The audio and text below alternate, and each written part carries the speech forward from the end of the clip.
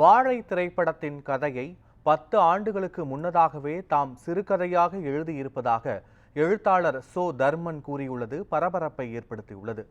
இயக்குனர் மாரி செல்வராஜ் இயக்கி கடந்த 23ஆம் தேதி வெளியான வாழை திரைப்படம் திரையரங்குகளில் வெளியாகி ரசிகர்களின் மத்தியில் பெரும் வரவேற்பை பெற்று வருகிறது.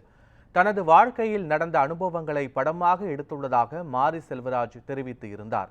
இந்நிலையில் வாழை திரைப்படத்தில் இடம்பெற்றுள்ள காட்சிகள் அனைத்தும் தாம் எழுதிய நீர்ப்பழி என்கிற சிறுகதை புத்தகத்தில் இடம்பெற்று இருப்பதாக அந்நூல் ஆசிரியர் தர்மன் தெரிவித்துள்ளார்.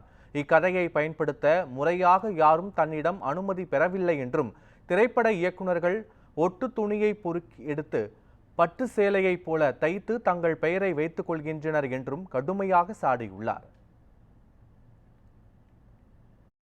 கிட்டத்தட்ட ஒரு 10 வருஷத்துக்கு முன்னாடியே நான் இதே இப்போ எடுத்துக்கூடிய அந்த வாழை படத்தினுடைய கதை அப்படியே நான் சிறுகதையாக எழுதியிருக்கிறேன்.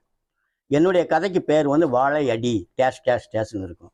எதுக்குன்னா, வாழையடி வாழையாக இந்த சிறுவர்கள் இந்த கஷ்டம் தான் பட்டுக்கிட்டு இருக்காங்க, தலைமுறையாக பட்டுக்கிட்டு இருக்காங்க, மீனிங் வரணுங்கிறதுக்காக தான் அந்த கதையை டேஸ்ட் பண்ணியிருப்பேன். நான் டேஷ் டேஷ் டேஷ்னு கொடுத்துருப்பேன். இப்போ நான் அச்சு ஊடகத்தில் நான் 3 வகையான ஊடகங்கள்: அச்சு ஊடகம், ஒளி ஊடகம், காட்சி ஊடகம். நான் அச்சு ஊடகத்தில் ஒரு கதையாக எழுதின அதே விஷயத்தை தான் இப்போ வாழைங்கிற படமாக காட்சி ஊடகமாக மாற்றி எடுத்துருக்குறாங்க. என்னுடைய சிறுகதையில் வரக்கூடிய அத்தனை விஷயங்களும் திரைப்படத்தில் இருக்கிறது.